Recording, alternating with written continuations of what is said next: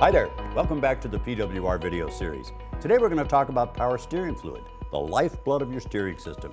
And I'm really glad that I'm able to check in with our PWR representative, Mike, because I got to tell you, Mike, I'm kind of confused. I've got the steering fluid here, but you've brought 3 different things with you. I thought steering fluid was steering fluid. Power steering fluid is power steering fluid. However, there's a difference. Every manufacturer makes a fluid for their system. Okay, what's the difference between them? Well, this is a petroleum-based fluid, ATF, Mercantry, very popular in older systems. Right. As newer systems came in, we use synthetic fluids. The formula for American, formula for Asian, formula for European cars. That might have a different viscosity, they might have a different temperature range, and they will certainly affect the system, whether the pump works or the rack works well with one system or another. That's why we always recommend using the original equipment manufacturer's fluid. So synthetic fluid is not synthetic fluid, there's no standard.